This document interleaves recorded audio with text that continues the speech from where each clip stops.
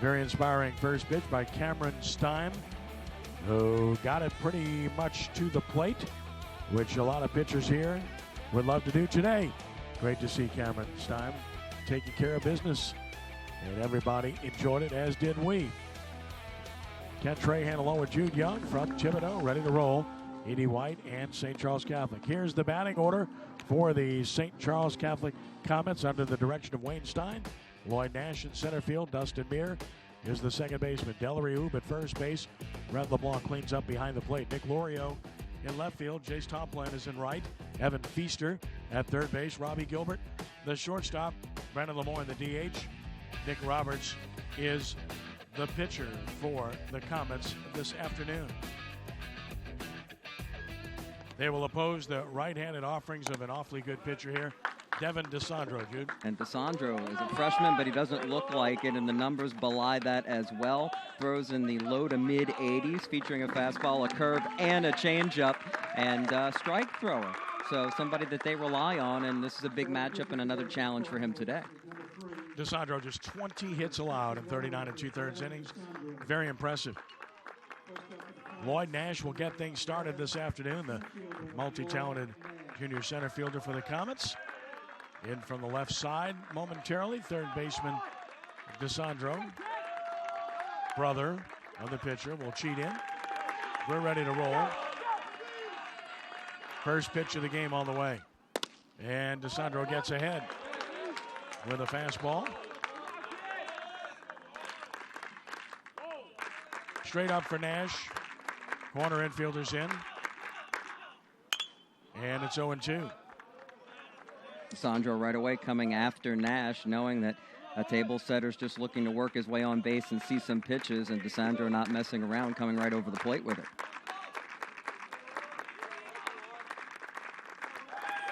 Oh, 2 from DeSandro. And it's 1-2 as he climbed the ladder on Nash.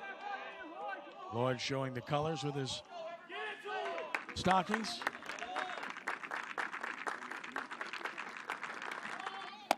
Two and 2. Renovations here to the ballpark still in progress. Will be extremely nice when done. Already improved. Exciting times here on the campus of E.D. White Catholic. And he brushed him with a pitch. So Nash will trot to first base as he got nipped, and speed is aboard. And that's good tidings for St. Charles Catholic. Let's check a look at the defense for the Cardinals. A line behind DeSandro. It's McGoey in left. Toops in center. Ugel in right. Colin DeSandro at third. Zush at short. Sternfeld second. Gravois first with Meyer doing the catching. And now the battle is on as there's the first throw over against Lloyd Nash. And you better be ready for a lot of that with Nash, as he's been perfect on the year. Jude running. Phenomenal. 26 of 26 in stolen base attempts, and somebody who has speed to burn.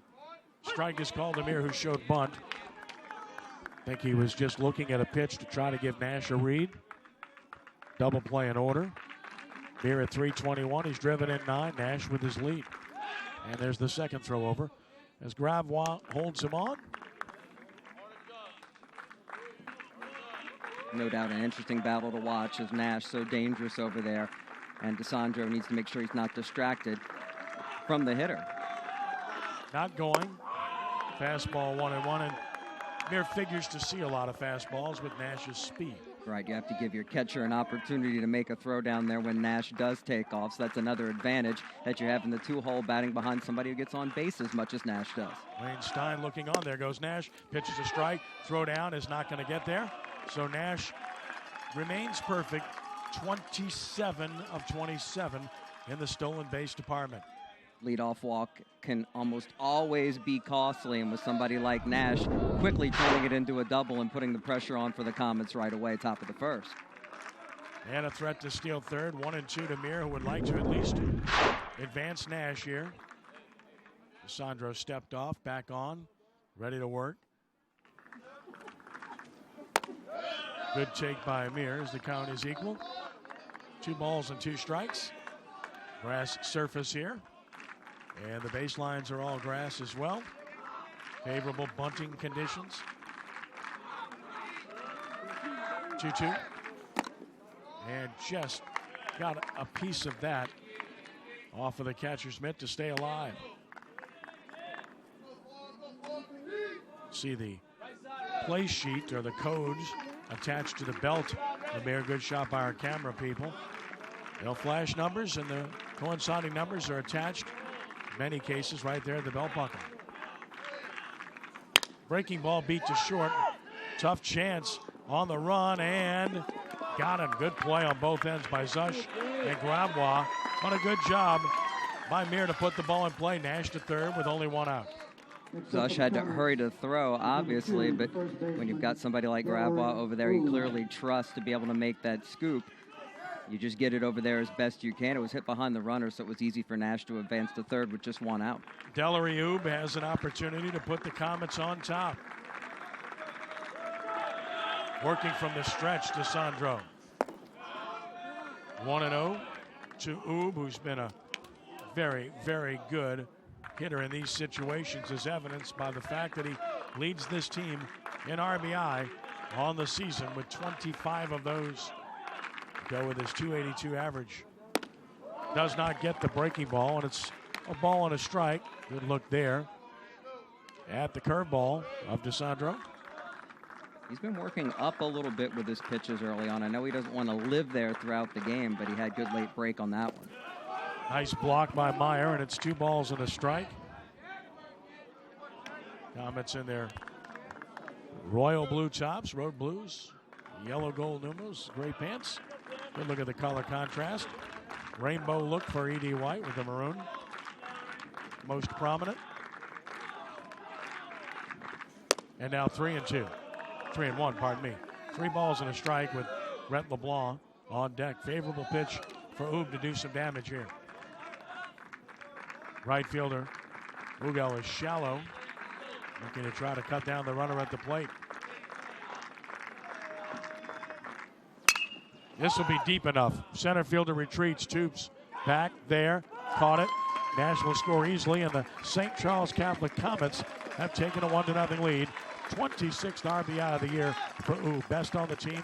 Showed you why he's good in those situations. No question about it. Had a favorable count and took advantage of the opportunity with a pitch to hit, and hit it where it was pitched. It's about 360 to straightaway center in this ballpark, and plenty deep enough on the fly ball for Nash to trot home. As the Comets do what they do so well, they manufacture a run. Brett LeBlanc, the catcher, will bat with nobody on, 2 outs.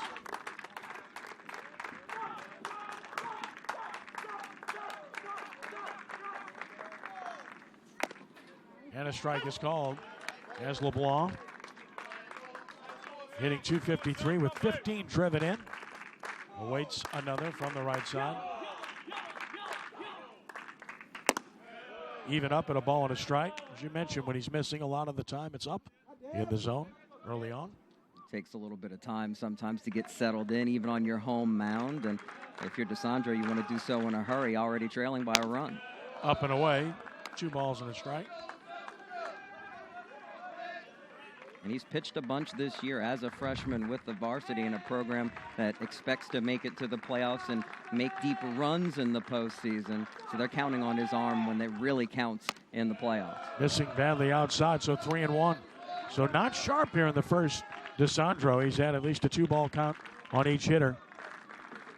25 pitches for DeSandro. 3-1 to LeBlanc.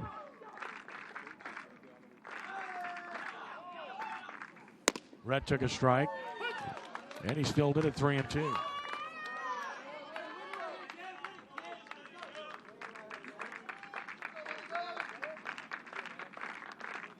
Important to try to throw a strike here and not give up another free base runner.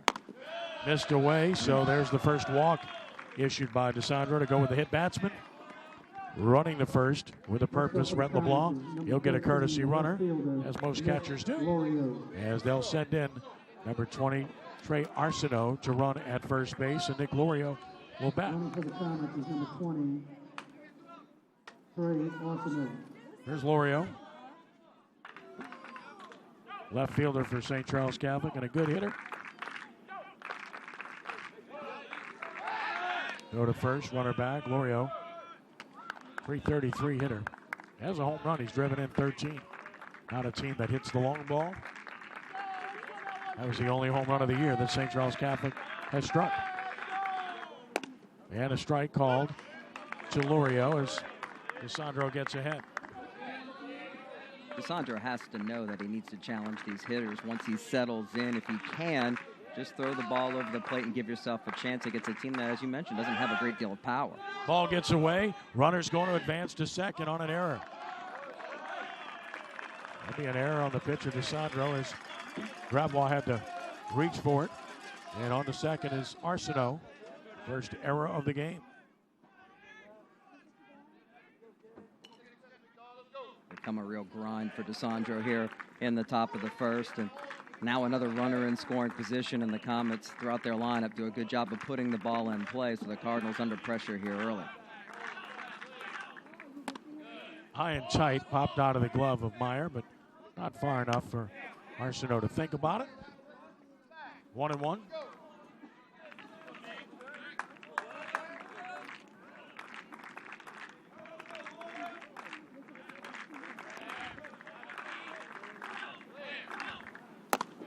Over but high, so it's 2 balls and a strike on Lorio. 1-0. Comets on top here in the top of the first inning.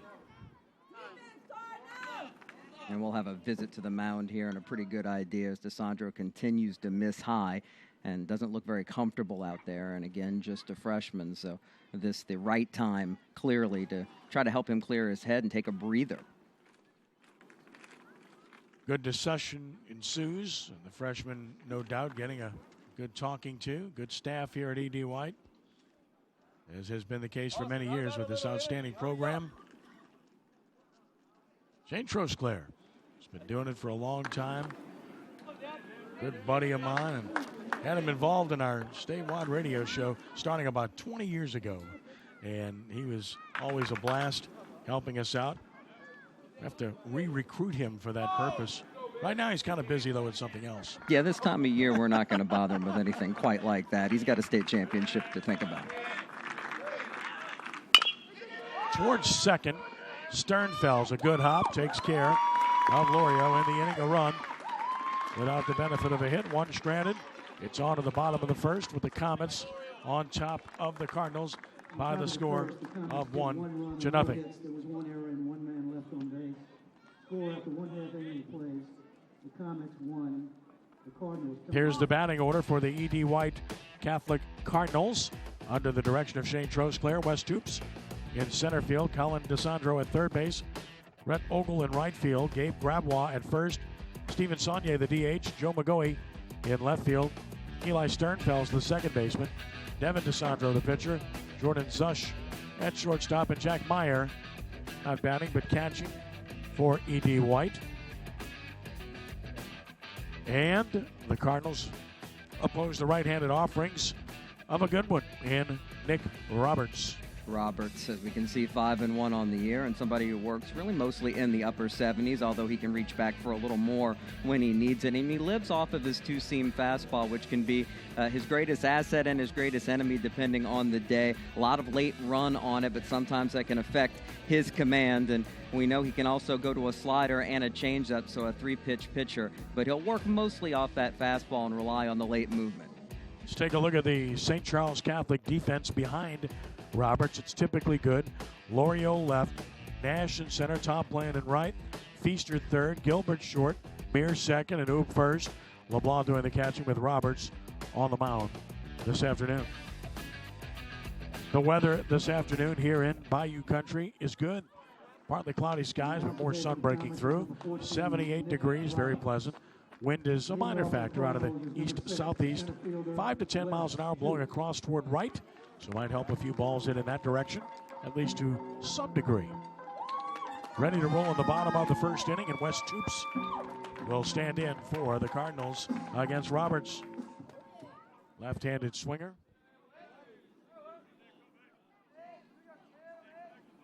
First from Roberts. A ball and no strikes on Toops, and to say he's had a great year would be an understatement. His on-base percentage is off the charts, considering he's batting .507 with a homer and 25 RBI as well. Way outside 2-0. Should be noted that the Cardinals are without a couple of players today, including their leadoff man and closer. And another. They're missing both Jordan Lejean and Michael Claymont, who are involved in a district track and field meet today. 3-0. Lejean, the sprinter, and usually the leadoff hitter in this lineup, and Toops would normally slot right in behind him. And Claymont, an excellent long and triple jumper, but Shane Trosclair telling us that he's a team player. He's happy they're competing in an important meet for their school. 3 balls and a strike. I'm quite sure the track and field coach is very happy with the baseball program right now. 3-1 the count. One big happy athletic family here at E.D. White. And away, so there's a leadoff walk to Toops. Both teams, as we mentioned in the open, they're catalysts of their leadoff men in this lineup today, and both have gotten on. So good start for the Cardinals. Colin DeSandro will bat. DeSandro, the third baseman, with an opportunity. Toops, as you might imagine, good base runner, and then some. He swiped 22 bases on the season. And right away draws a throw. We could see an instant replay of what we saw on the top of the first with Nash reaching base on the hit by pitch and immediately looking to put pressure on. I'm sure Toops has the same thing in mind. Roberts, line drive base hit to left. First pitch swinging. DeSandro rips it to left, 2 on, and nobody out for E.D. White Catholic. And you mentioned it when Nash was on first base, that the next hitter usually benefits from having that speed on. The pitcher tending to rely more on fastballs because of the running game, and jumping right on it there and doing a great job was DeSandro to try to help his brother out and get that run back here in the bottom of the first. And as you see, perfect pitch to hit and plenty of room there on the left side. No doubt about it, base hit, a sharp single, first of the game for the Cardinals. Red Ogle, the right fielder, squares and takes it. Runners break, and no chance. Double steal for Toops and DeSandro. 2 runners in scoring position with nobody out. So Toops with his 23rd steal of the season. Colin DeSandro on the backside, able to have his 3rd stolen base. Right, the catcher LeBlanc had no chance there. Did a good job of keeping it in front of him with the speed on the bases, though. He made a decent throw down there, but it didn't matter because Toops had a great jump. Now they were running on the pitch. This is double steal. So both runners advance with nobody out, and there's a conversation at the mound that Wayne Stein has. So 23rd steal of the season. And Ogle will have an opportunity to drive in a pair here. And E.D. White used to putting up runs, particularly at home, and a team that, in general, tends to put up at least 5 runs on their home field in a game. It's rare when this offense is shut down, and they're showing that early ability to jump out and make things happen. Favorable count for Ogle as he is ahead. And now the count even at 1-1. This could be one of those situations where Roberts tries to minimize the damage. Ogle's numbers quite good, especially in the RBI department. This is a very good hitting team. Towards short, we'll get a run home at the very least. And now a second run for the plate. And the lead for the Cardinals at 2-1 on an error by Gilbert. Ball was hit pretty hard, came up on him and caromed away from him. Sharply, that last hop coming up to the shortstop Gilbert and hitting him right on the heel of the glove, maybe on the bare wrist. Nothing he could do about it. Tried to stay in front of it, bounded away, and made it easy for both of the runners to easily come around and score from second and third. And just like that, the Cardinals up 2-1 and looking for more here with nobody out.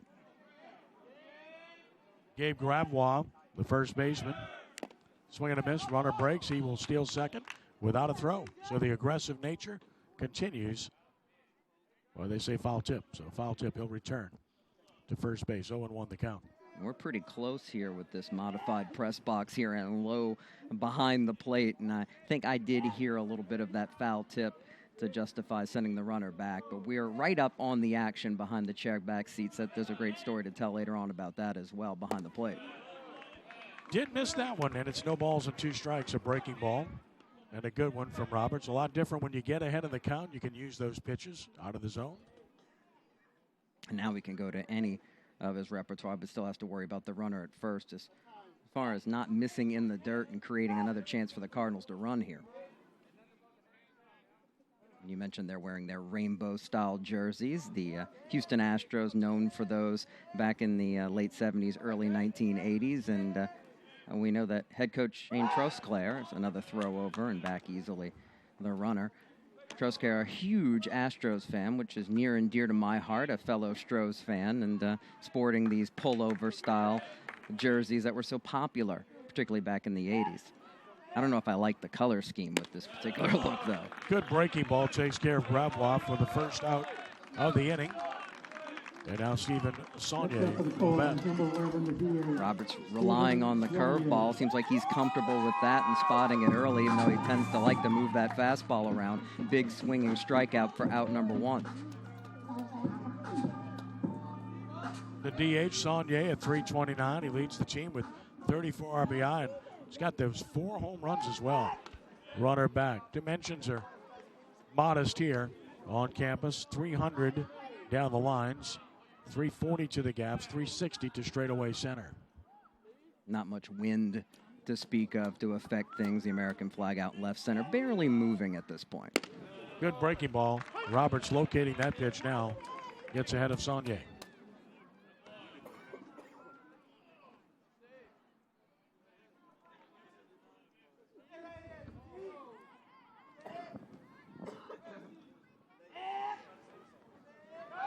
Ogle draws a throw.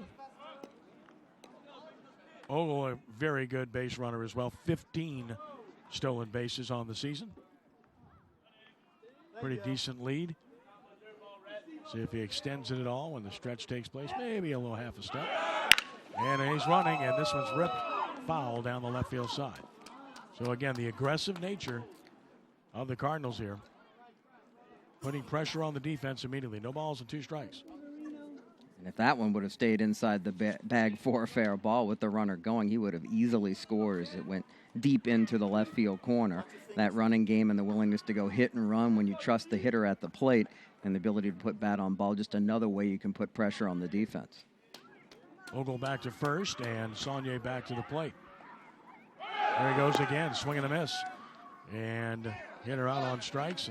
Well, that could have been interference right there, but no call. He walked right in front of the catcher, but they're going to say he had it stolen, so that's the second out. That's a judgment call by the home plate umpire. And Weinstein correctly is going to argue this. No question about it. It really should be called because you can't assume the runner is going to be out as we take a look at it again as the batter sort of stumbled over in front of the plate right into the catcher's path, who I don't think was going to throw the ball anyway with the runner having a huge jump, but LeBlanc was clearly impeded if he would have thrown. Did not offer, but could he really, given the circumstances? Right. That was the definition of interference right there, not called. Here's Joe McGoey. You cannot impede the catcher in that situation. 349 hitter with a homer, 13 driven in. Good pitch again, the breaking ball in for a strike. So Roberts has really settled in. Again, it's all about putting that first base runner on, as both teams have done, and they've paid the price. More so for the Comets. With 2 runs across for the Cards. And a chance for more. McGoey. And it's 0-2. Fastball there from Roberts. And to these right-handed hitters, he's faced in a series. Roberts settling in with first pitch strikes, bringing that curveball over late on the inside, and it makes that fastball look that much more difficult to deal with, that little extra giddy up you see when you're thinking about that curve. Had a little space there as he was leaning. Just getting back in safely. Ogle, as the second baseman Muir cut in behind him. They're coming up on you. Roberts having to work hard to get out of this inning, much like DeSandro did in the top half. Rips it into left field. Will the runner be able to score? Lorio up with it. Throw toward the plate. It is not in time. And the Cardinals take a 3-1 lead on a 2-out RBI single by Joe McGoey, his 14th driven in.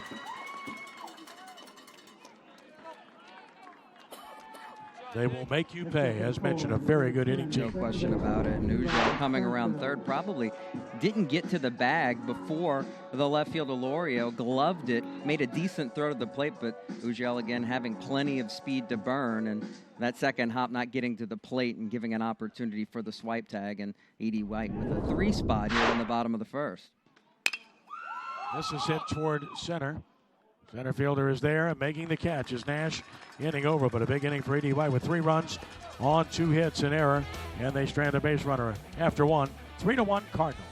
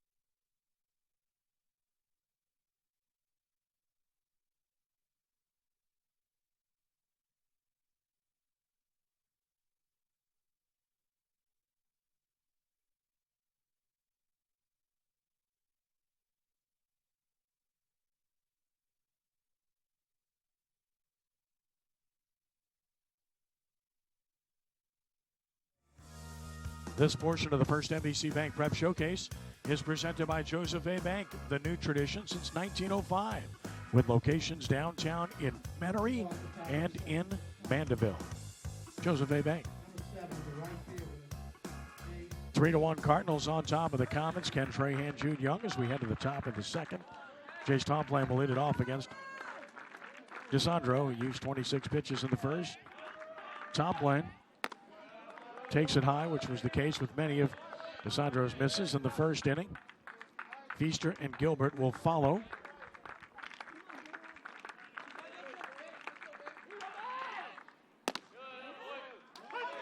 Gets the call, and it's 1-1. High strike helpful there for DeSandro, who gives up the early run, and then his teammates back him up and help him out big time, putting up 3. He wants to come out here now and try to throw strikes. To first and a 6-3 put out. Tomplan retired by Zush for the first out here in the second. Next up for the Comets. Just what you're looking for, bringing it over the plate and allowing your defense behind you to be able to help out. And Zush receiving a very nice, convenient final hop to make an easy throw. And just like that, 1 down here for DeSandro to try to settle in. Evan Feaster at 263, 7 RBI. And he's behind in the count. Feaster, a good two-way player for the Comets. Outstanding pitcher as well. We might see him in this game today. Wayne Stein telling us that Feaster might be the go-to in the late innings of a close game. Right center field. Plenty of time to camp under it. The right fielder does. Google makes the catch, 2 outs. And Robbie Gilbert will bat. Next up for the Comets is the shortstop, number 8, Robbie Gilbert. Gilbert will take his time getting in after 2 quick outs.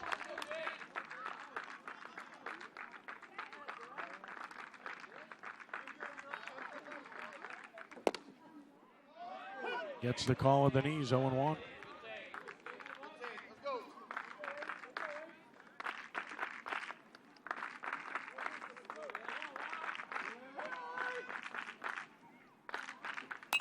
Out of play, quickly 0-2. So a real chance for a very quick inning for DeSandro here. The power of strike 1. He's been throwing it and getting ahead in the count, and that changes the dynamic completely as he tries to take advantage of an early 2-run lead. Breaking ball hung, and he got away with it. Left fielder, Magoe there, puts it away. A quick inning for DeSandro. Nothing across for St. Charles Catholic. Bottom of the second coming. E.D. White Catholic 3-1 over the Comets.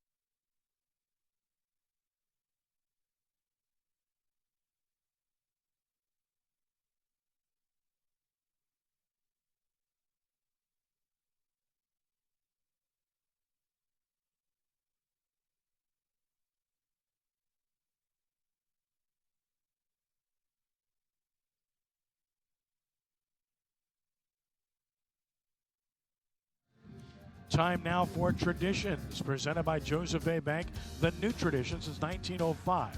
After leading E.D. White to 4 straight state titles, Jonathan Zarang went on to play 3 seasons at LSU and was a first-team All-American in 2004. He was named a Cardinal great last year and is now back at his alma mater assisting this outstanding baseball program. Jonathan Zarang, familiar name, outstanding player, and part of the great baseball history here at E.D. White. Gilbert will have a chance here. Another ball came up on him, and once again, he's unable to handle it.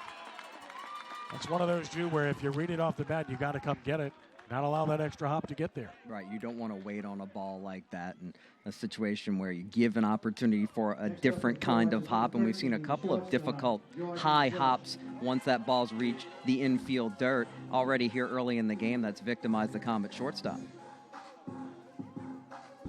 All about knowing the field. It's a visiting team, and Gilbert's had 2 tough hops come up on him. He's got 2 errors in the game, and here's Jordan Zush, and of course St. Charles Catholic now has a turf infield, which changes the dynamic dramatically. Don't get bad hops on that turf. Not supposed to if it's well kept and a brand new turf like they have with the Comets. Toward third, foul, as mentioned, an all grass baseline, so good field to bunt on. If you start it fair, it's likely going to stay fair, but that one was started foul by Zush. Good idea. It's 0-1. You really want to build your team around the advantages of your home field, playing the majority of the games here. And with that grass down the lines there, you'd like to have a team that's able to lay one down with the bunt and be able to put pressure on a defense. And if you have speed to work with on top of that, you can really manufacture runs. Zush back in, right side. Lead from first to Sandro. Third baseman Feaster looking bunt. And another throw over. They had a stolen base last inning. The first 2 runners that advanced were a wild pitch rather than stolen bases. They ran, but ran quickly after the ball was in the dirt. Swinging a foul on a hit and run. Looked like he got a piece of it, didn't he? Waiting for the signal from the home plate umpire. We're not seeing one. No, so not seeing one. Apparently they're going to call that a swing and a miss and a runner advancing to second on a stolen base. Sure sounded like it. You talked about sounds earlier. See, we're at ground level here, and it's very difficult for the perception to try to see it with the naked eye. Being screened out by umpire and catcher. Ripped toward left into the corner, and that's going to produce another run. Rounding first and heading for second, Zush with a ringing double, and the Cardinals now will advance into third as the ball got through. That'll be an error, and that's unusual for St. Charles Catholic to see them make 3 errors in less than 2 innings. Compounding the issue, and you talked about a ringing extra base hit for Zush. That sound we could hear right away. He got all of it, pulling it deep into the left field corner, and then the Comets not helping themselves, obviously, once it's chased down as far as the importance of the fundamentals and not giving up extra bases and hitting the cutoff man. Not done there, and now a runner 90 feet away from yet another run for the hosts. 3 errors for the Comets. E.D. White Catholic taking advantage. Zush at third, nobody out. And their best hitter, Toops, at the plate, takes an off-speed pitch for a ball. As good as Toops is, who reaches base so often, hitting over 500 on the season, you really can't worry much about the runner at third with nobody out. You just have to throw strikes and take your chances and don't give up yet another free pass. Another off-speed pitch, and Roberts behind 2 balls and no strikes. In on the corners for the Comets. They'd be looking to make a throw to the plate on a sharply hit ball if possible. Middle infield back. To left field and plenty deep enough. Left fielder the catch, Lorio. Throw comes toward the plate, right on the line, but no chance to get Zush. And E.D. White Catholic expands the lead. They'll appeal third. He's safe. So the run scores, and it's 5-1 Cardinals here in the second. Tubes with his 26th RBI. And you see the fundamentals of simply hitting the ball where it's pitched, knowing putting the ball in play likely brings home a run. He hit it well, missed the sweet spot a little bit, but lofted it well deep enough to bring home run number 4 as the Cardinals are in business. Actually, number 5 of the ball game. The Cardinals in business now, up 5-1.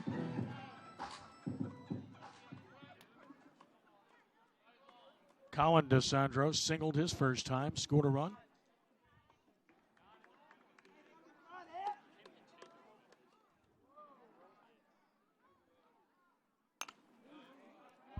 Went up hacking and is in the hole.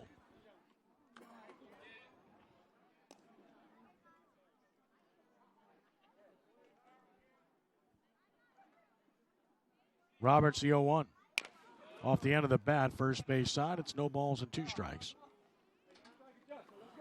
We were talking about keys to the game before first pitch, about shaking it off, and E.D. White doing that. Now it's up to Roberts on the hill for St. Charles Catholic to simply forget about what's happened so far and keep his team in the game by finding the strike zone and giving those bats a chance to back him up. Straight up to right. Right fielder back with a play and making the catch. Top lane. 2 gone in the inning, and now Rhett Ogle will bat. Next up for the Cards is number 22, the right fielder, Rhett Ogle. In total, Ken, over $300,000 spent on renovations here, including a brand new clubhouse, 1,250 feet, more work going on as we speak, new bleachers and chairback seats, or used, I should say, from interesting places. Swing and a miss by Ogle. It's 0-1, who reached on an error, stole the base, scored a run. Back in the first. That error plated a pair. Right now it's a 4-run lead. Roberts ahead, no balls and 2 strikes. Just another example of a local program taking care of its needs and trying to continue to upgrade. Progress can do nothing but help the results on the field. 1 ball and 2 strikes. Ogle back in, right side. Quickly the 1-2. That's a shot to the gap in left center field, a base hit. Short swing by Ogle, and he rips one for another knock. And that's 4 hits now for the Cardinals. And another base runner for the cleanup hitter, Gabe Gravois.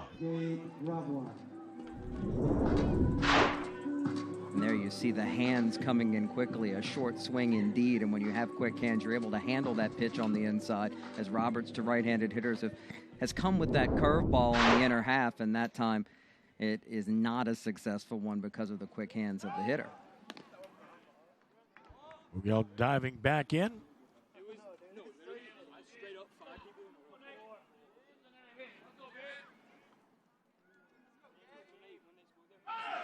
There he goes. Right through the third baseman. On his way to third, Ogle, he'll be standing there, and runners will end up in the corners. And this is so unlike St. Charles Catholic playing this kind of defense. This time it's Feaster on a pretty basic hop there, although playing near the edge of the grass. You've got to make a play like that in that situation, but it's a snowball effect. Once you start making those mistakes, it affects everybody in the lineup, and unfortunately right now for the Comets, they seem a little rattled in the field. 4 errors now on the Comets. Runners at the corners. 2 outs for Steven Saunier, who struck out swinging his first time. It is a domino effect. This is a good defensive team, and that's a strike call. I know the naysayers would say, well, that's what you get when you play on a turf infield. You play on grass, this is what happens. But that's truly not the case with this Comet team. They're good defensively. And that's another base hit and another run. As Saunier delivers the 2-out RBI, E.D. White taking full advantage of the free opportunities they've been given. They continue to put the ball in play, and That's all you need to do sometimes when you get a little help like we've seen from St. Charles Catholic. Big hole to work with on the left side this time with Feaster again playing in at third. And the Cardinals are rolling here, putting up yet another 3 spot in as many innings. And right now you have to feel, if you're St. Charles Catholic, where you've got to stop the bleeding any way you can. And you can see Wayne Stein on the mound talking to his team now and doing so in a very energetic way. And the message, I'm sure, is pretty sharp at this point, asking for his team to sharpen up as well. Coach Stein, of course, coordinator for the football program at St. Charles Catholic, and a very good one at that. Outstanding baseball coach, and cannot be happy with the way his team's playing. It's one thing to get beat, and Edie White can beat just about anybody. They're really good. But St. Charles Catholic is doing nothing to help itself at this stage. And coming off a couple of easy wins over a struggling West St. John program last time out, sometimes that can affect the sharpness of your team. When you know going in you're playing a program you're probably going to grab victories against relatively easily, but then to have to tighten up against a team as good as Edie White and coming to Thibodaux to do it, mentally you've got to be ready for that kind of challenge, and St. Charles Catholic struggling with that a bit today. McGoey ahead of the count, 1-0. He had the 2-out RBI single back in the first inning to make it a 3-1 game at that time. They've doubled the lead now at 6-1. Missed inside. Oh, no, called it a strike. Hello. Again, we have a pretty good perspective here low behind the plate, and I beg to differ with Blue on that one. A ball and a strike nonetheless. Pitch almost clipped McGoey. This is in the dirt, a wild pitch. Runners will advance to second and third. Second wild pitch by Roberts. Right through the wickets that time as LeBlanc didn't keep the glove down between the legs. And now 2 in scoring position as the Cardinals look for a little 2-out lightning. Opportunity to really break this one open if McGoey can deliver once more with 2 outs, as he did in the first. Inside edge, strike called again, 1-2. So they're working him inner portion here. McGoey looked a little confused that that call went against him, but he better step in and know that if you're Roberts, you might want to go right back to the curve inside. Backing out of play, holding at a ball and 2 strikes.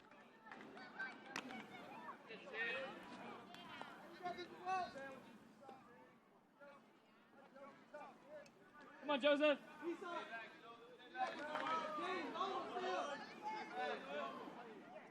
Breaking ball hammered to left center, another base hit. 1 run is home. Second runner will be stopped. Another 2-out RBI single by McGoey. 7-1 Edie White Catholic. Once again, Roberts goes to the curve. Once again, he has it stay up on him, and these Edie White hitters do a fantastic job bringing in their hands and making solid contact on these breaking balls in. Some batters at this level aren't able to handle a pitch like that, but up and down the lineup, we've seen the Cardinals do so repeatedly here early in this game. And wow, 7-1. As we mentioned, the domino effect, it is happening and working against St. Charles Catholic. And the Comets are going to make a pitching change here as Roberts cannot get out of the second inning as he goes an inning and 2/3. And we'll tell you all about the new pitcher when we return in a moment. 7-1 Cardinals over the Comets on WHNO.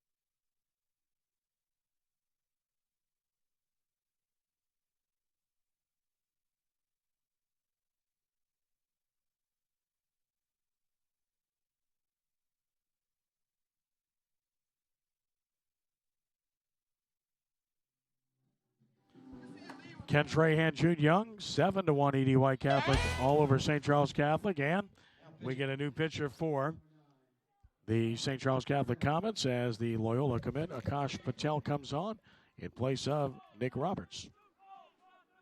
And if you're Patel, bringing a different perspective as a left-hander, you've just got to come in and try to throw strikes here and stop the bleeding best you can. And that's all he's asked at this point with a 6-run deficit already. Sternfeld's bats, lefty-lefty matchup. Runner will break for second on a ball in the dirt. So a wild pitch right away gets a runner to second. And now 2 in scoring position and a 1-0 count. They have run at will thus far. And they're well drilled. They can tell on these balls in the dirt pretty quickly whether they have an opportunity to run or not, and they haven't taken a false step yet today.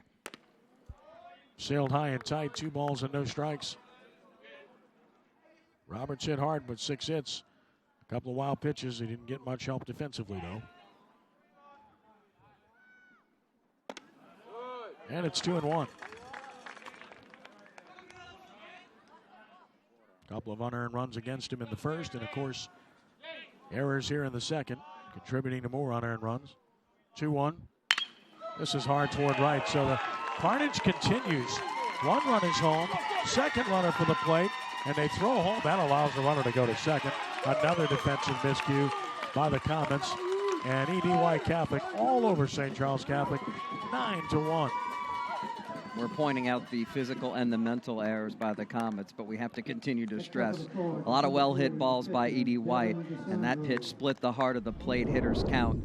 And once again, the Cardinals able to make the Comets pay, as that time hit. Good job by a lefty versus a left-handed pitcher, particularly somebody coming in relief, to be able to get a good swing on the ball like that. Toward third, Feaster has it. His throw is true, and this inning mercifully ends for St. Charles Catholic. But 6 runs cross the plate in the inning, and after 2, EDY Catholic leads St. Charles 9-1.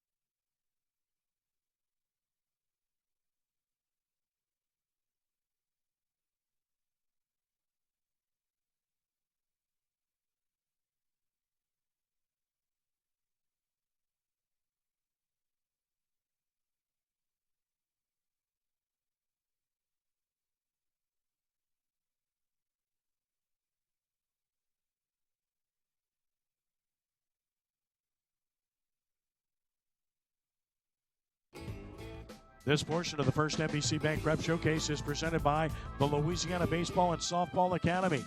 For more information on membership plans, camps, clinics, and more, visit LouisianaBSA.com or call 504-733-8660. The Louisiana Baseball and Softball Academy. 9-1. EDY Catholic all over St. Charles Catholic. Top of the third. Brandon Lemoyne starts it. Takes it high from DeSandro's 34th pitch. Lemoyne to be followed by Nash and Meir for the Comets, who have to get something going here.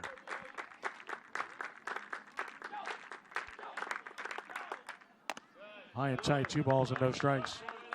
DeSandro has lived up in the zone, and St. Charles Catholic more than capable of working themselves back in the game. On the first NBC Prep Showcase this year, we've seen some one-sided tighten up a little bit. Strike is called. It's 2-1. Because they know that we're putting it on TV and they want to put on a show for all the viewers out there. Ken, that's my theory. You're sticking to it. I'm sticking to it. And a strike to make it 2-2.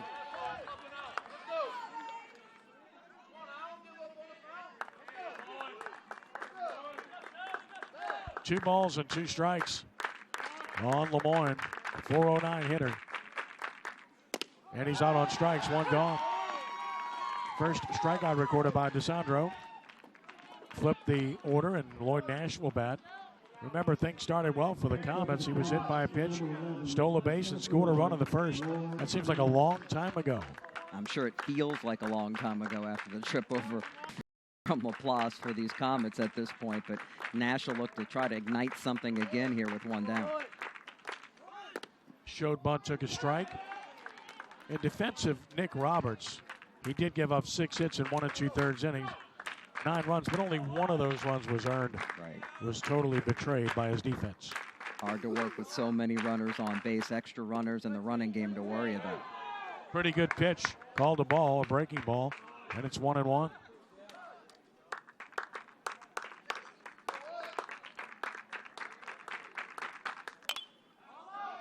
Nash in the hole, 1-2.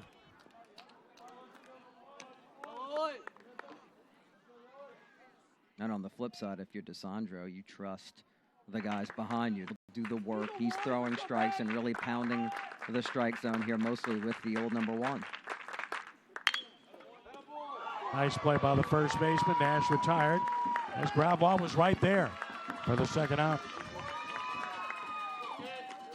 That time he went with the curveball and pretty well hit by Nash, but Gravois in the perfect position to cleanly glove it. And just like that, 2 down, and DeSandro starting to settle in nicely. Dustin Meir grounded to short in the first. In the dirt. E.D. White Catholic, just a terrific program over next year. 6 state championships, 6 of them, starting back in 1958. Most recently, the 3A runner-up in 2013. Always a threat. High and away. 2 balls and no strikes. 17 semifinal appearances. 24 district titles. Last year, St. Charles Catholic beat E.D. White 1-0 in Laplace. Different game today. And it's 2 balls and a strike. Now, 2 years ago here, it was the Cardinals defeating the Comets 7-2. E.D. White, no question, this year thinking of bringing home another state championship, sitting in a #1 position in the power ratings, and such a well-drilled program over the years, producing good talent, but playing the game the right way. And it takes a lineup, not just 1 or 2 good players, to be able to win state titles and to compete for state titles, and both of these programs have produced that over the years. Swing and a miss at a big hook, and the throw will have to be made to first. It is, inning over. So 7 straight retired by DeSandro. We head to the bottom of the third. All Cardinals leading the Comets 9-1.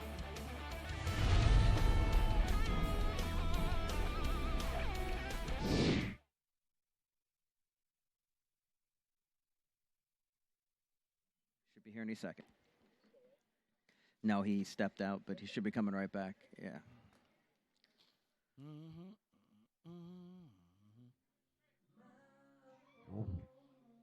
Tommy Meyer, right? Okay. All right. I know what he looks like, but I don't see him now. Okay, he disappeared. And we're just dying to talk about this festival now. Anything but the game.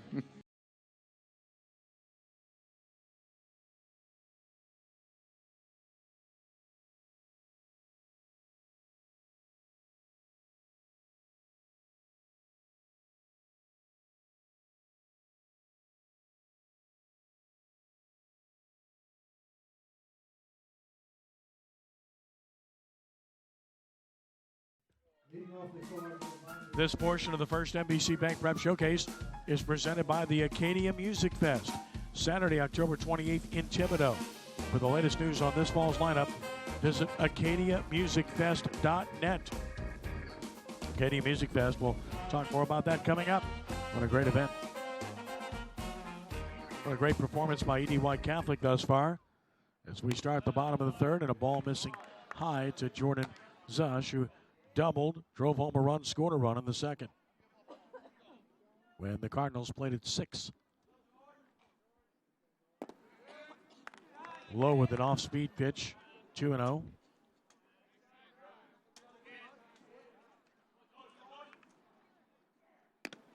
That's away, and it's 3 balls and no strikes. As mentioned, Patel heading to Doug Faust's program at Loyola.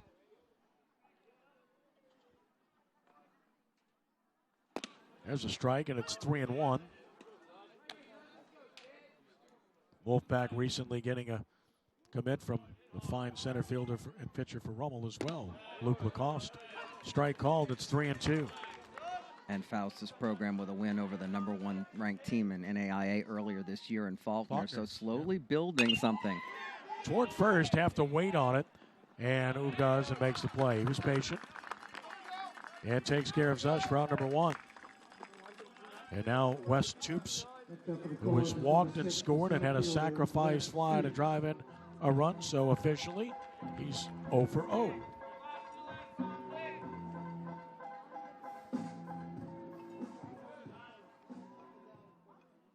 Left-handed hitter. 2 quality at-bats from an outstanding hitter. No balls and a strike. And a good matchup for him to test himself against a lefty who will pitch on the college level. Breaker missing away, 1-1.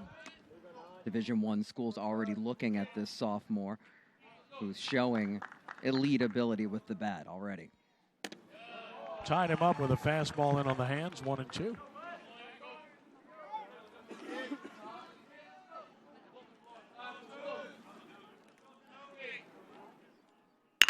Ripped off the pitcher's glove. Shortstop gets to it, but no chance, a base hit. So Toops continues to shine. That won't hurt his .507 average, will it? Not one bit, and in that case, you don't want to leave a breaking ball up to a hitter as good as Toops, who hammered it, but Patel nearly made the play, glanced off his glove, and that's basically the story of the day for the Comets defensively. Not able to make the play, although that one an awfully difficult one in a reaction time moment like that. Toops back. We know how well he runs, having documented that with his 22 stolen bases.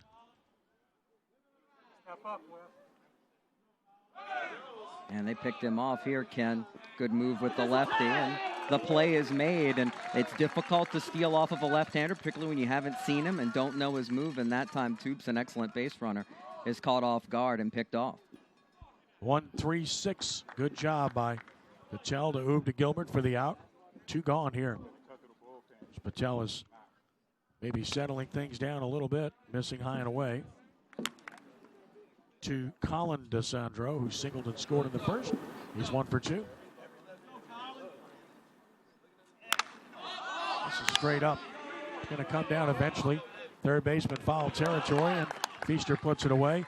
Patel with the shutout inning. Gave up a hit, nobody left. We played 3. 9-1, E.D. White Catholic over St. Charles Catholic.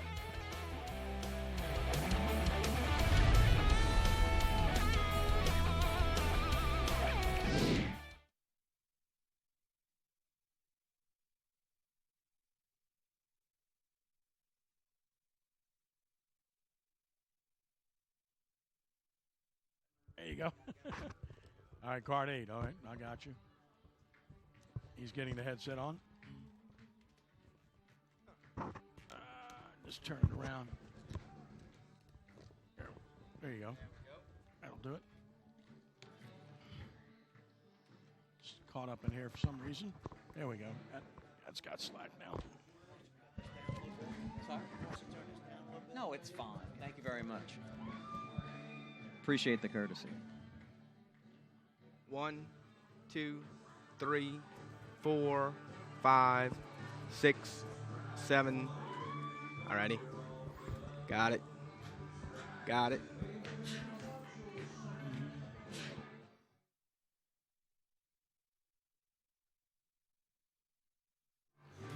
This portion of the first NBC Bank Prep Showcase is presented by Park Lakewood Apartments, located on the west bank of St. Charles Parish, a short commute to New Orleans. Park Lakewood Apartments.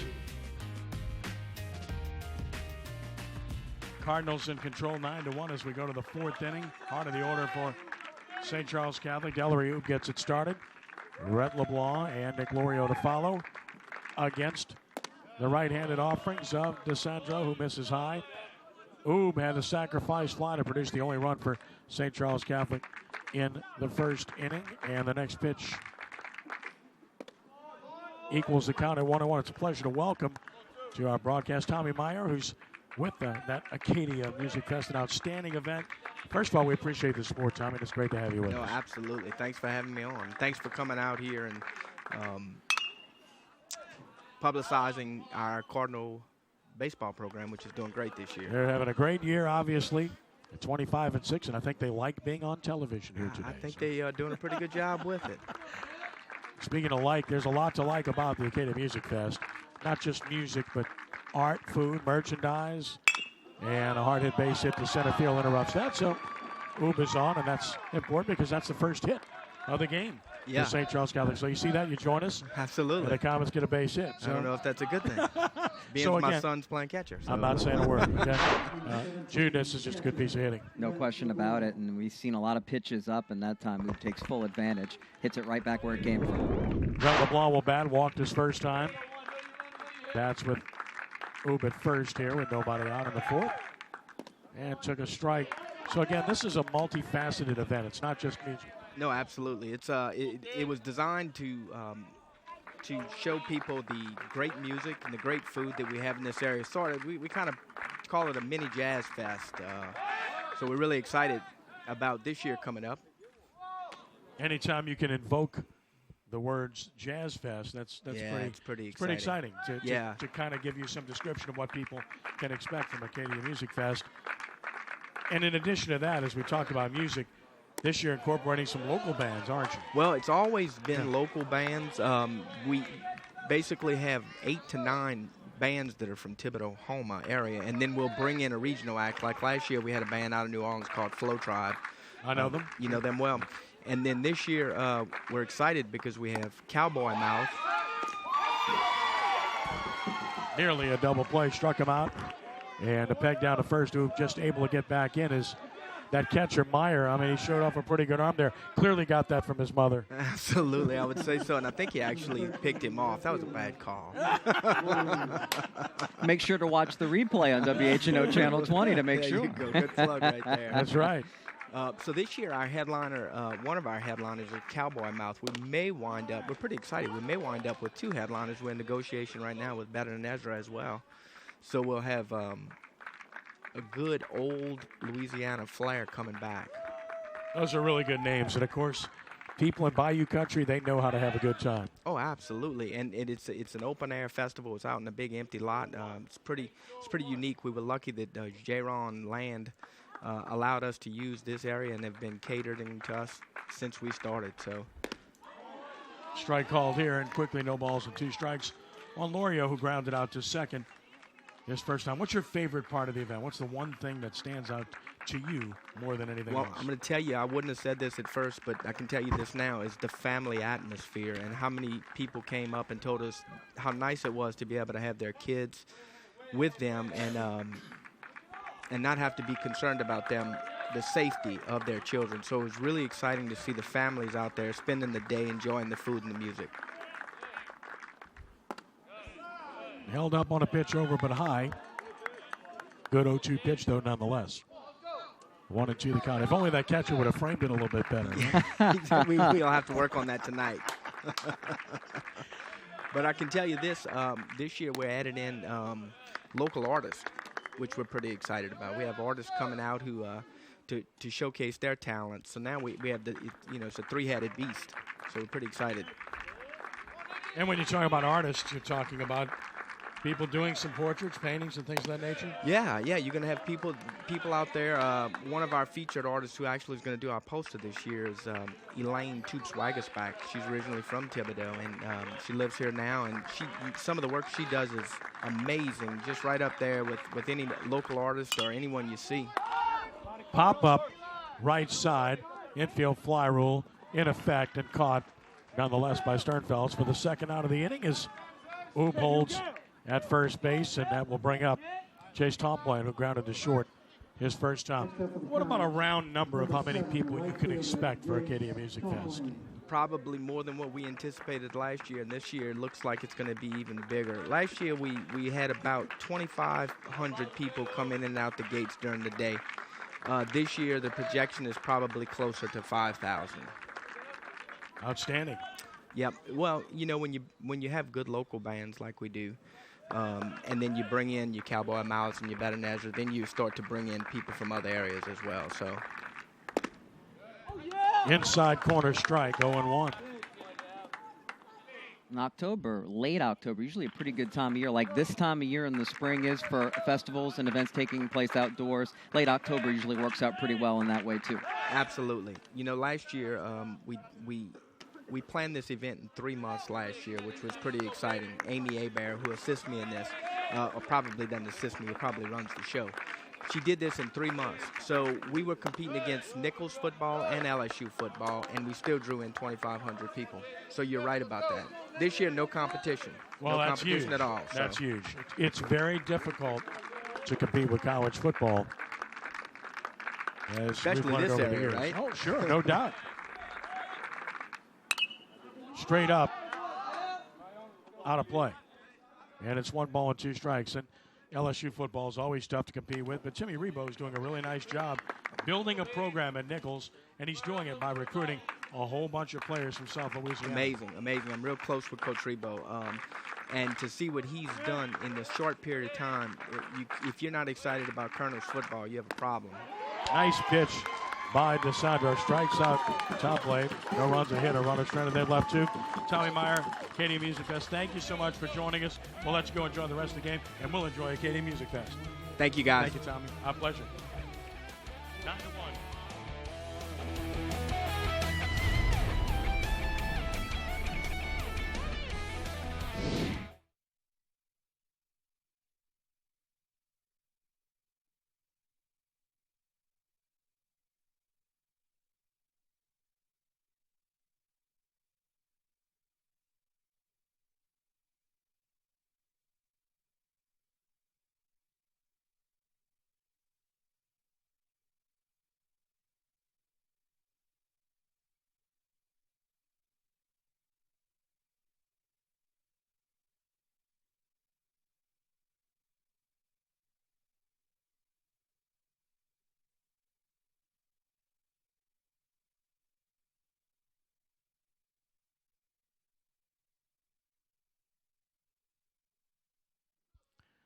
Here's a look at the upcoming broadcast schedule brought to you by Park Lakewood Apartments.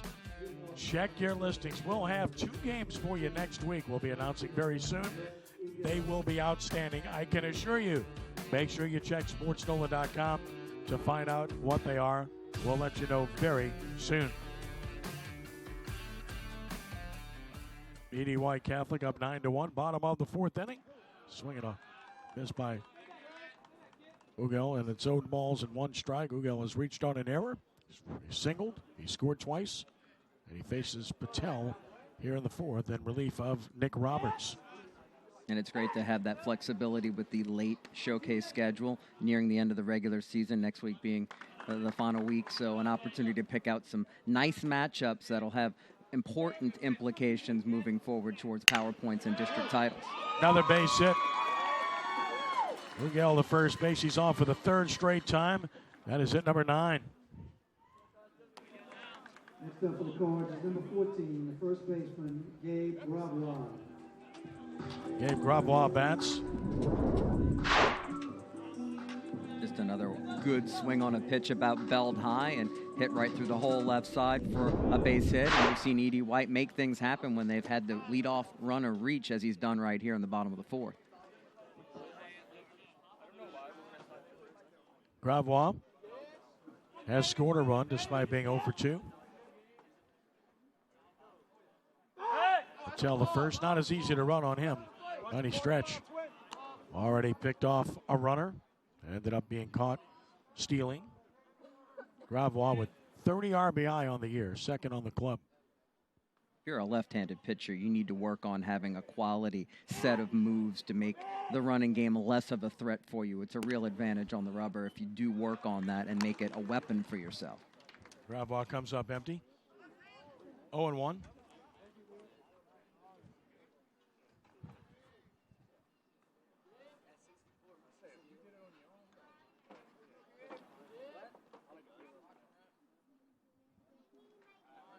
Over first. Could read that one pretty easily with his step. So not his best move. And there'll be more caution for the Cardinals on the bases after seeing their best player already picked off by Patel. Here's the pitch outside, and it's a ball and a strike. Yeah, the two suspended games that we were cursed to have on SportsNola.com via WHNO finally ended, and Jesuit and John Curtis finished up. The Patriots of John Curtis Christian beat Jesuit 8-7, and in 13 innings, Hanville finally beat Destrehan 2-1. Swing and a miss, runner with a straight steal, read it perfectly, and steals it easily. So Ugel steals second on the strike to Gravois. No balls and 2 strikes. And once again, LeBlanc and head coach Wayne Stein upset because of the potential for interference that wasn't called. And we're having another discussion as a result. That time, LeBlanc extremely frustrated on a play he thought he might have had a chance to make a throw down there. And watch the hitter, and not so much that time, really. That might be more backlash for what happened previously on a play where he really didn't have an opportunity to make a throw, but it was a blatant example of when interference is called. And if you're the batter, sometimes you try to get away with that a little bit. Try not to step all the way over the plate, but inch a little more inside after the pitch just to try to help the runner a little bit. Patel with a 1-2. On the infield, first baseman, second baseman there. First baseman, for the catch. Ugel holding at second. Ugel, I should say. Next up for the Florida is number 11, the VA, Stephen Saunier. Saunier has singled, driven home a run, scored a run. He's 1 for 2.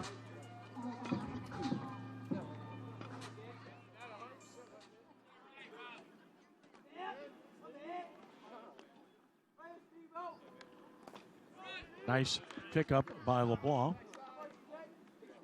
Keeps Ugel at second base. Ugel and Saunier, a couple of high sock stirrups guys. Both teams having a few of those out there. It's the classic uniform look, and I think a great added touch. I love it when the players do it. Slowly toward third. Coming to get it, Feaster. Nice play.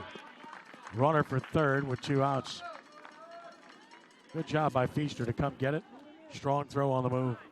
Left side of the Comets infield has had a tough day, but that time Feaster, assertive, knew what he needed to do on the nubber down the line and fielded it very well and has an excellent arm. As we mentioned, one of the better pitchers on this St. Charles Catholic team, and he showed off the arm a couple of times there in plenty of time with that throw.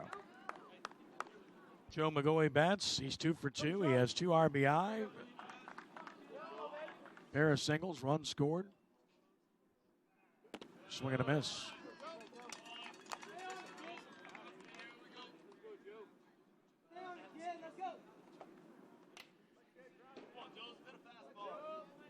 Patel electing to pitch from the stretch with Ugel at third.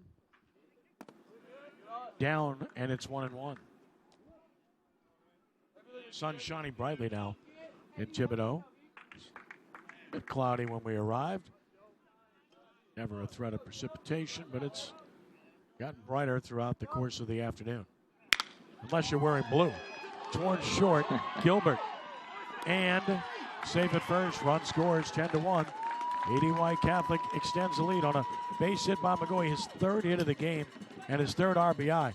Talk about star of the game candidate, right? He's certainly up there near the top of the list. And Patel that time had another chance to help himself on the mound if he could have gloved it. Just got past him. And at that point, after hitting off the side of the hill, slowing it down just enough to allow the runner to reach safely and score run number 10, an outburst by E.D. White. Right field side, long run, and it's going to get down. On his way to second, the throw comes to third. No chance there. That throw should have come into second. Turns out to be a double by Sternfels, his second hit, and now the Cardinals are threatening to try to end this game early. They are, and the run rule we would have never guessed would have been a threat with these two teams, and good pitchers on the year throwing, but that's why they play the games, and it's been a tough road trip so far for the Comets that will once again look for another pitcher to try to come up with answers here as they go to their second reliever today. So Patel will depart. Looks like it's going to be Brennan Gilberti who's going to take over for the Comets. We'll tell you more about Brennan when we return in just a moment. 10-1, ED White Catholic on the First NBC Bank Prep Showcase.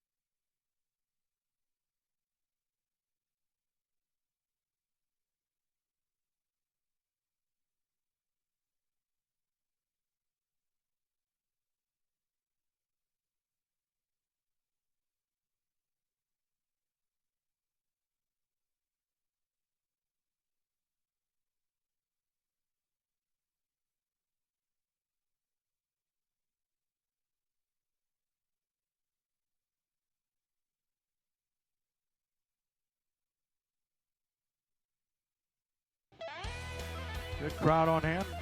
And the home crowd very happy watching the Cardinals hammer the Comets 10-1 here in the bottom of the fourth inning. Ken Trahan along with Jude Young, and the third pitcher of the game for St. Charles Catholic is the right-hander, Brennan Gilberti. Gilberti, the sophomore, as you can see, has only pitched 10 innings this year with a 2.80 ERA and giving up 10 hits with 4 walks and 5 strikeouts. And at this point, you're asking him to keep this game going. Runner on third, and is Edie White threatening to put this one away early. First pitch strike from Gilberti to Devin DeSandro.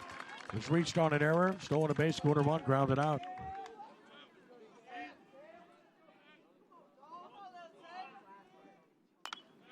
Quickly in the hole 0-2. Gilberti, somebody who was supposed to be an integral part of this pitching staff this year, working back from injury, Ken, and somebody that you can see throws hard. 1 ball and 2 strikes. Teaser pitch. DeSandro wasn't biting. McGoey third. Sternfels second. Straight up on the infield. Shortstop out on the outfield grass. Now the center fielder comes on, and Nash will make the catch. So Gilberti gets out of it.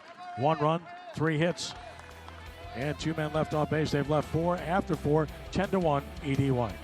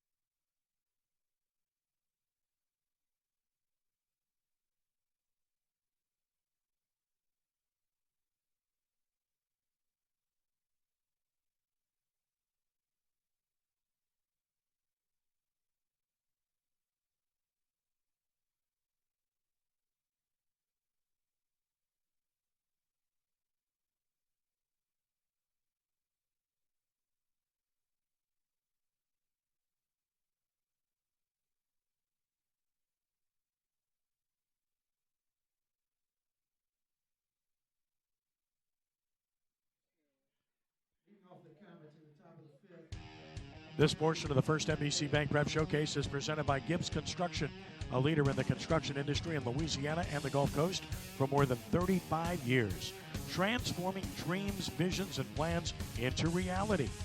Gibbs Construction. And again, a big thank you to Larry Gibbs and Gibbs Construction for their continued support of the first NBC Bank Prep Showcase. Off the end of the bat on a check swing, that is a foul ball. Feaster 0-1 against DeSandro, 65 pitches, and looking very good. Gave up the run in the first after hitting a batter. That run scored without the benefit of a hit. He's been the master of all he's surveyed since then, retiring all but 1 hitter. Gave up a single to Oob in the fourth, that's it, since the first inning. And kind of a 3/4 swing on a pitch that jammed Feaster, and it's 0-2.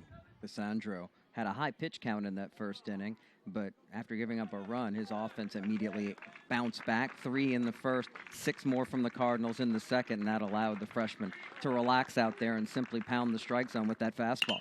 In the air to left center field. Left fielder a pretty good run, and he'll get there. So out number 1 recorded by McGoey in left, who's had a big game. So he takes care of Feaster.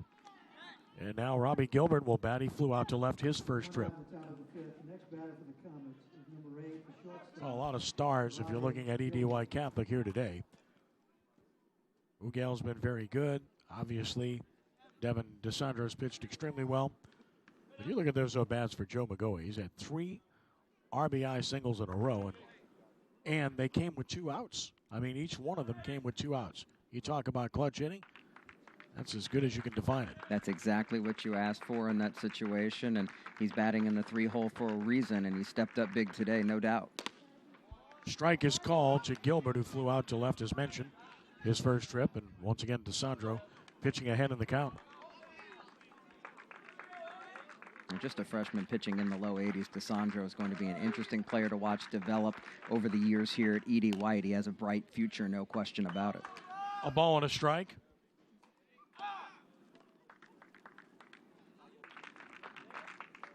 Gilbert settling back in. Stepping off DeSandro, now back on. Bit of a closed stance to start with for Gilbert. Don't see that much these days. Stays that way, too. Flies it to center. And an easy chance for Toops for out number 2. When you stay closed like that, it's hard to clear your hips and pull the ball.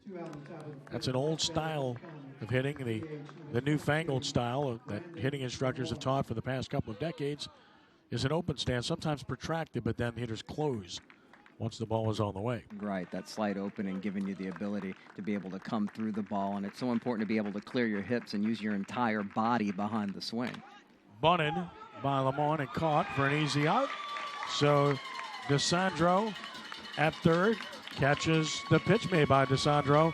We're going to the bottom of the 5th, and it's still 10-1 E.D. White Catholic over St. Charles Catholic.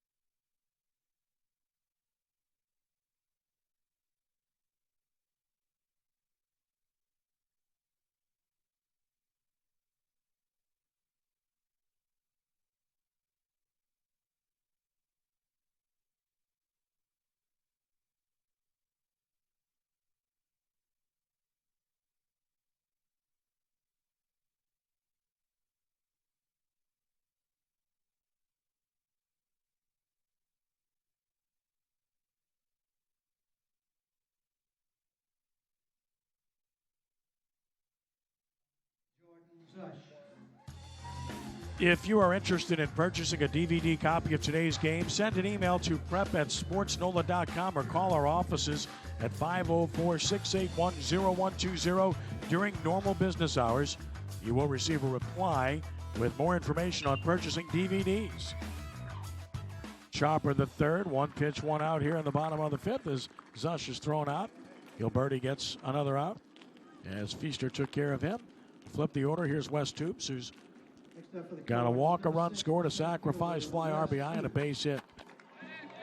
The score's not going St. Charles Catholic's way, but this at least an opportunity for Gilberti to see some quality hitters to try to work his way back, because he could be a difference maker in the postseason for the Comets, somebody that could have easily been the ace of this staff, the right-hander now facing one of the better hitters you're going to see in South Louisiana. 2 balls and no strikes to Toops. Good work for Gilberti against a very good opponent.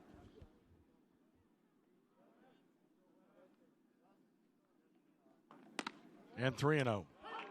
Or did he call that a strike? He did call that a strike. Now he's given DeSandro some of those calls a little bit around the letters, I guess you'd say. So the high strike has been in effect at times today. Waited on that one, and it's 3-1.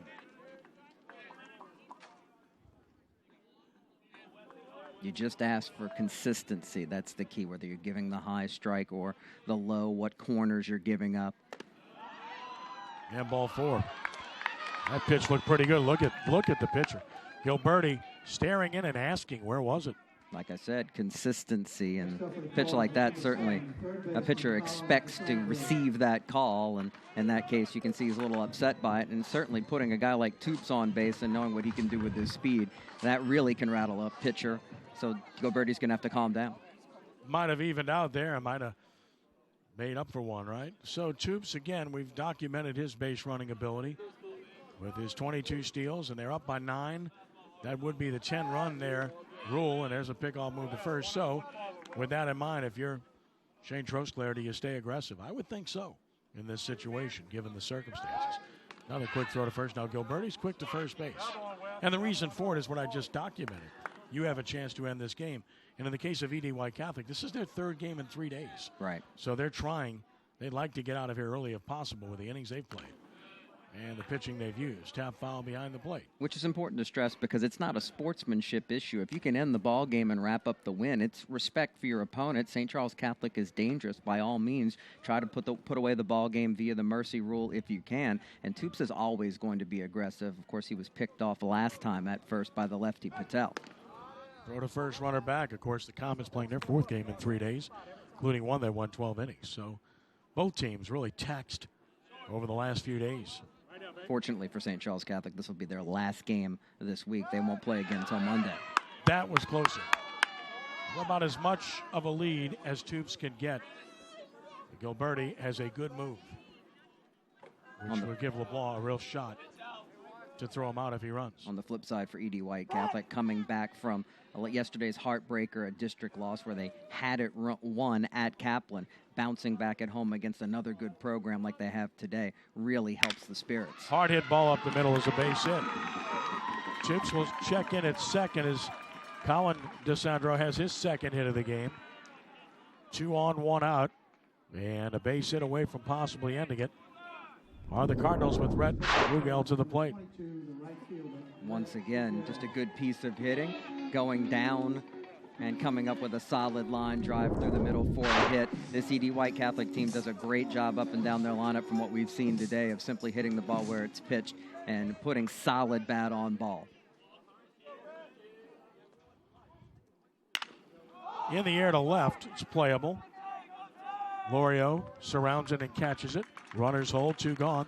Then we'll take a 2-out hit from Gabe Gravois to end this one. You talked about how Ugel's had such a great day, and he had a really good pitch to hit there, looking to pick on the first offering that time from Gilberti, and I'm sure he's a bit upset with himself that he couldn't do more.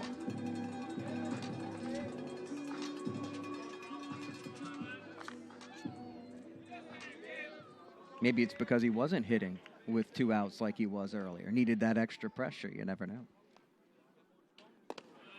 Inside corner strike at the knees to Gravois. It's reached on an error. Scored a run is 0 for 3.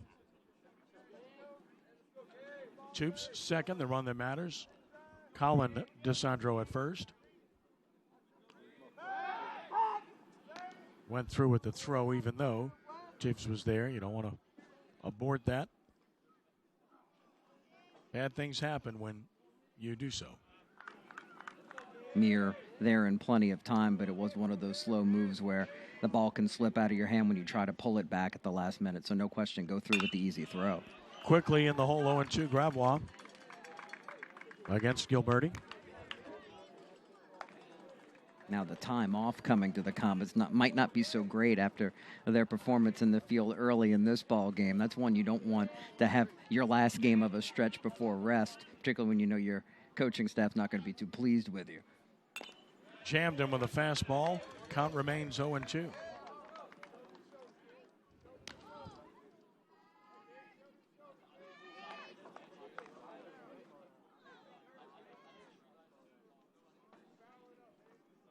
We know Wayne Stein's not happy about the early errors in this game in the field for his Comets, but at the same time he'll use that to build off of and sharpen the mindset of this team heading towards the postseason. So there's always a benefit that can come from one bad game. Of course, it's important to make sure that they don't string together and it doesn't haunt you for multiple games.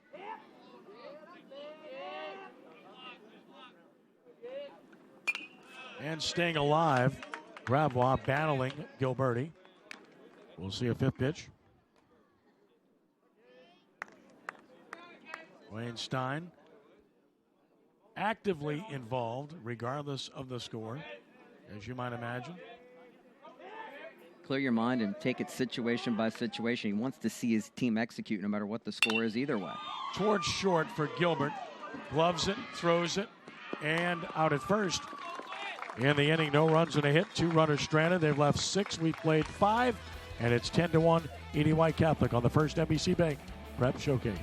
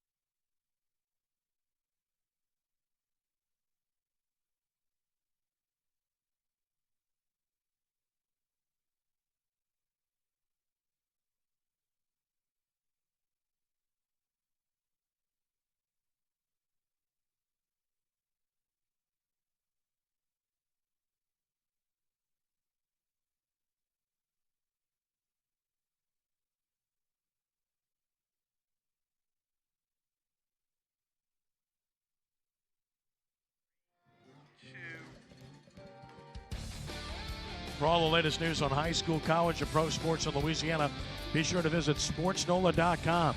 SportsNola features a team of area writers offering unique opinions. Plus, catch our first NBC video updates. It's all at sportsnola.com. On to the 6th inning we go, and E.D. White Catholic will employ a new pitcher, as we're going to see another freshman in the game for E.D. White Catholic on the mound, and that is Hayden Falgout. So Falgout's going to take over for Devin DeSandro, who went 5 outstanding innings, allowed just the 1 run on 1 hit.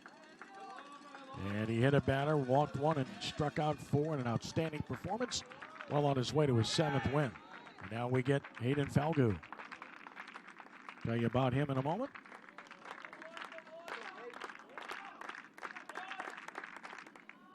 First pitch is down to Lloyd Nash, who's been hit by a pitch, stole a base, scored a run, and he's lined to first. Good. 1 ball and no strikes.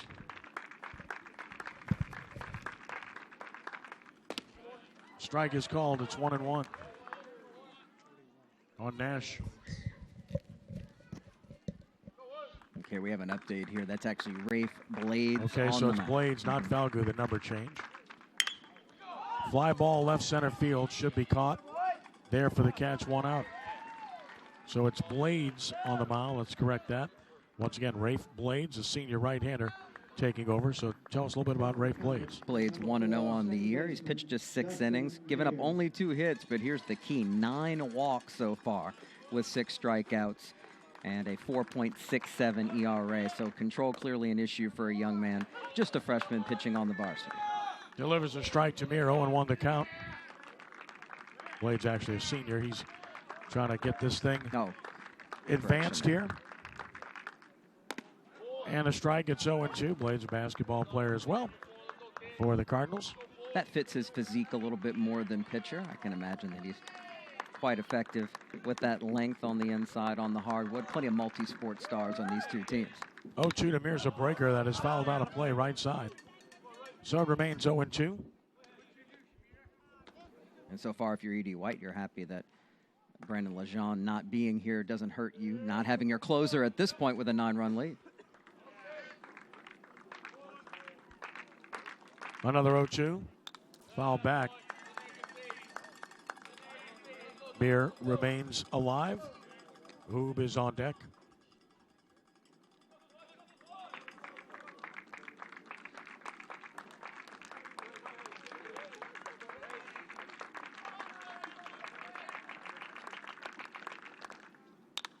And he fouls yet another back. 3rd straight with 2 strikes. Good job by Mir. And at the same time, if command is the problem for Blades, he's certainly pounding the strike zone here and making Mir work to stay alive.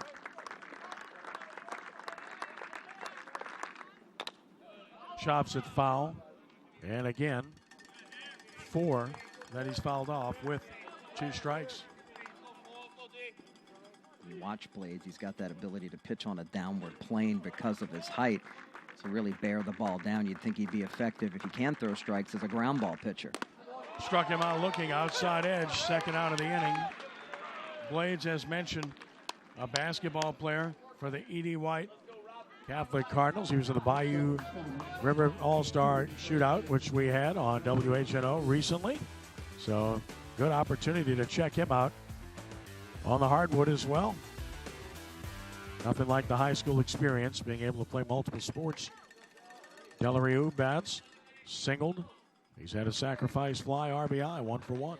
Finished just like you did back in the day on the hardwood, right, Ken? With Yeah, authority? Right. Yeah, in PE. That was called a ball, and it's 2-0. I'm pretty sure I was in that same PE class. A few years later.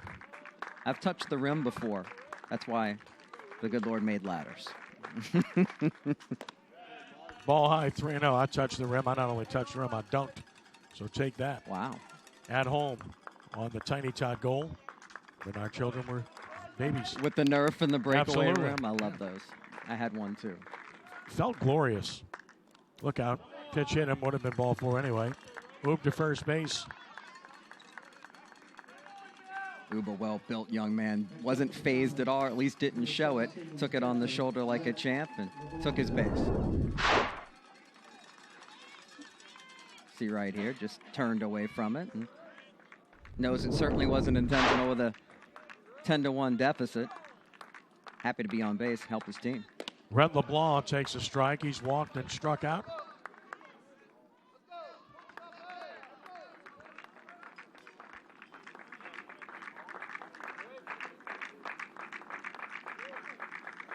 And the 0-1. Sailing on him, and it's 1-1. Now we're seeing a little bit of an issue arm side there with the fastball after earlier able to throw strikes. Got to be able to maintain command throughout an appearance. In the dirt here, it's 2 balls and a strike.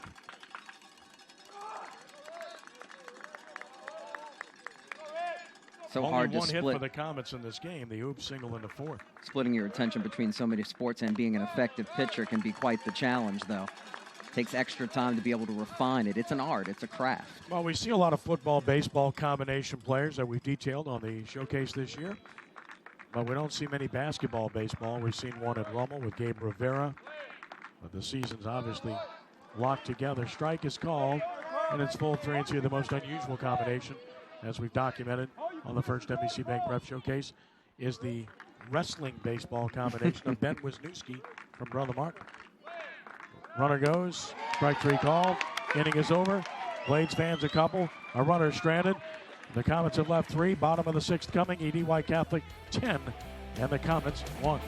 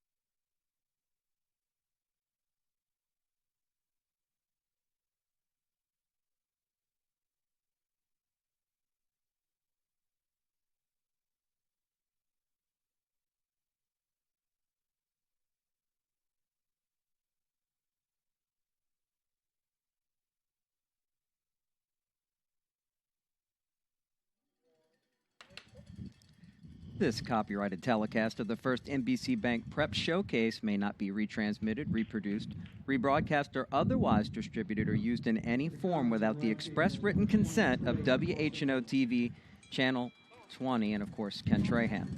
No, that last part's not true. Okay. Glad you clarified that. It's all good.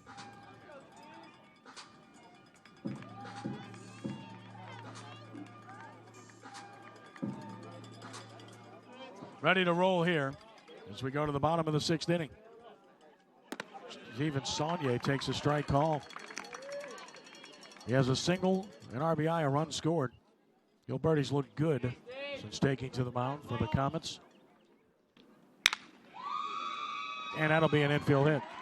Diving effort by Feaster, but Saunier has his 2nd hit of the game.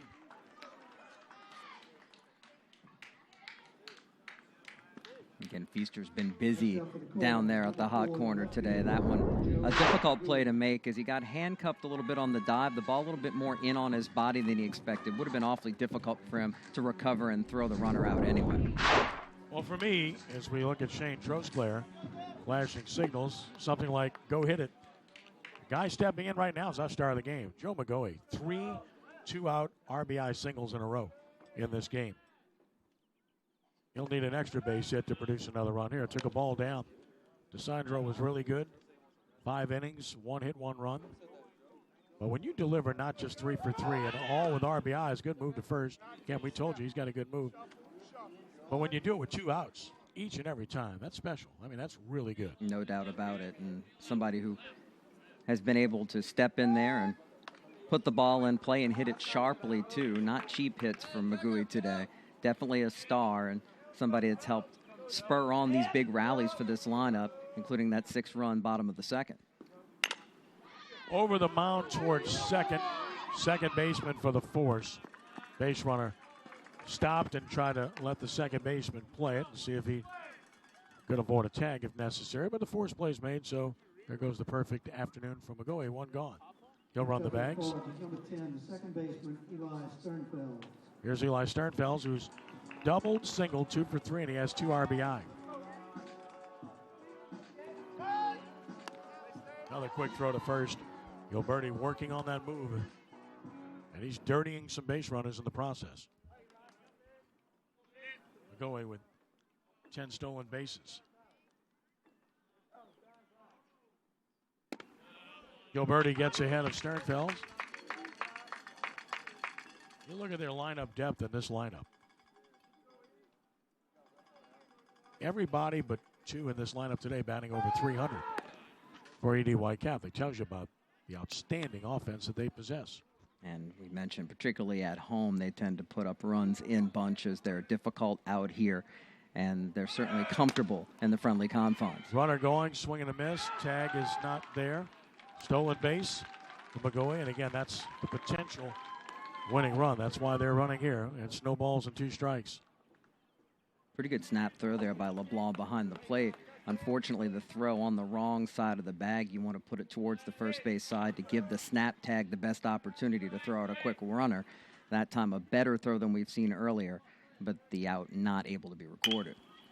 Blade is Sternfels, stays there at 0-2, and again, as we talked about strategy-wise earlier, this is not rubbing it in at all.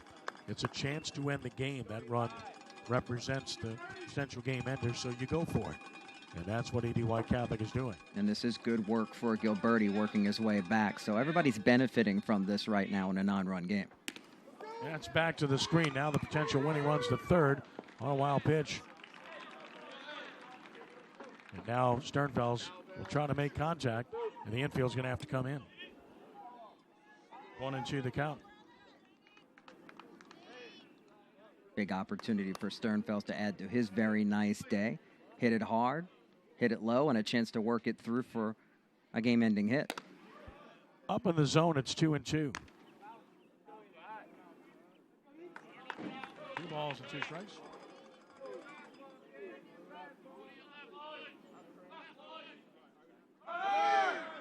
And the runner going, the squeeze, Ken, but it... And that's going to be it.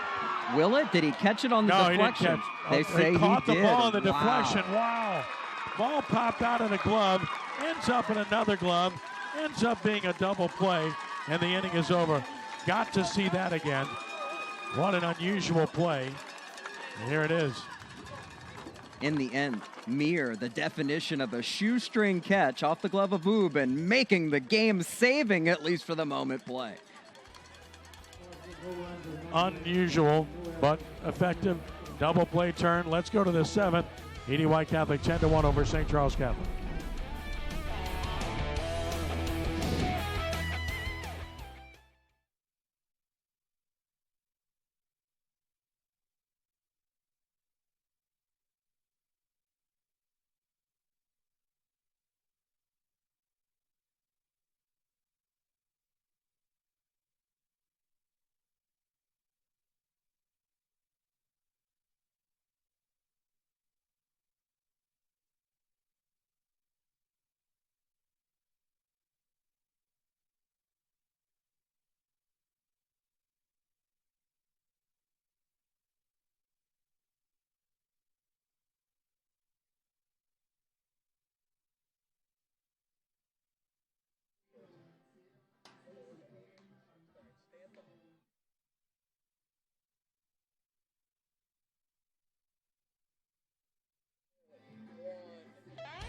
Don't think you see many 1, 4, 5 double plays, but you saw one here.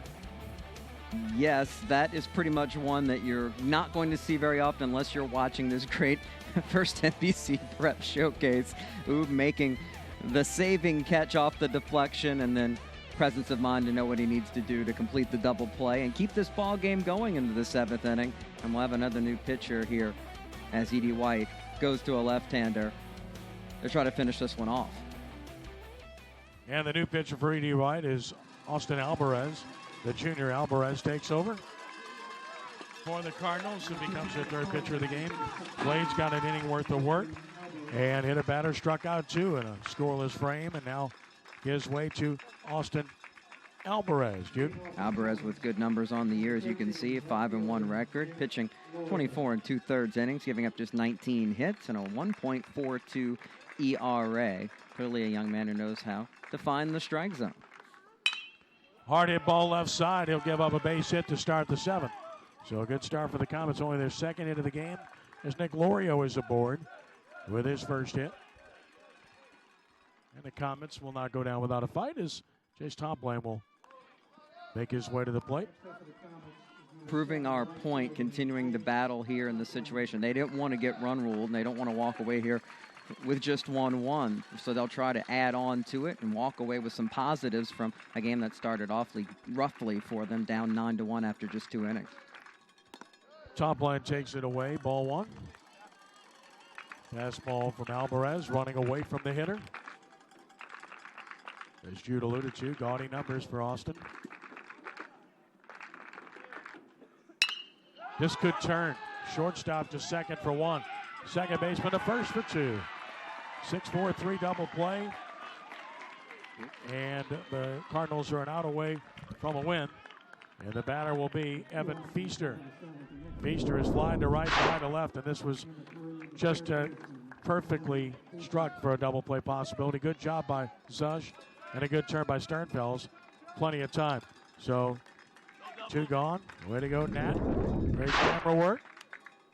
Out of play, it's 0-1 to Feaster, as the Cardinals are out away from a significant demonstrative win.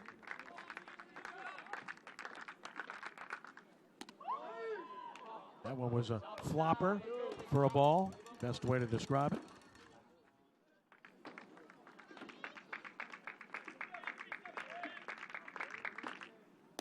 Got him a chase. And one strike away are the Cardinals from a victory here.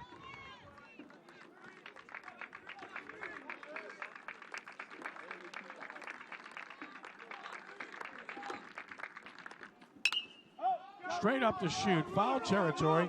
First baseman has room, puts it away. Gravois does so. Cardinals win the game by the score of 10-1 over St. Charles Catholic. Back with our post-game show in just a moment on the first NBC Bank Prep Showcase.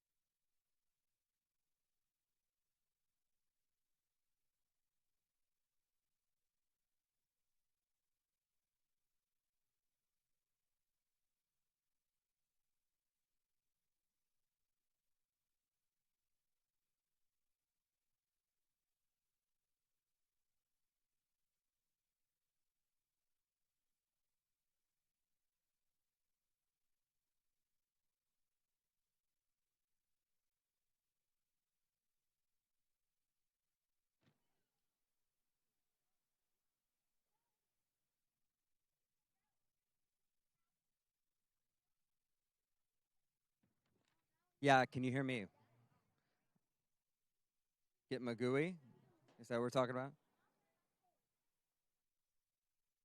It's Magui or Magui? Magui. Yeah. Yeah.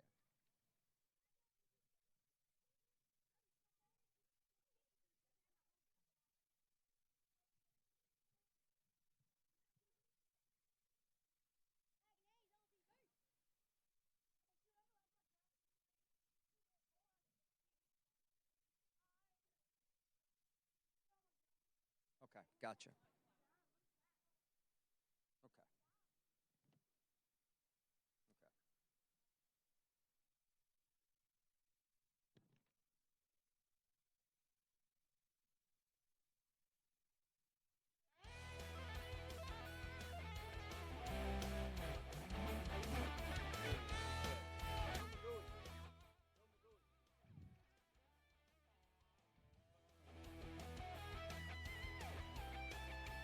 I'll get you on my right and him on my left. I'll give you 2 questions and I'll get.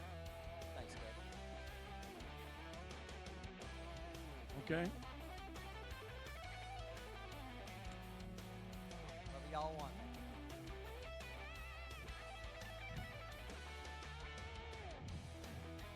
Gotcha. We're good here?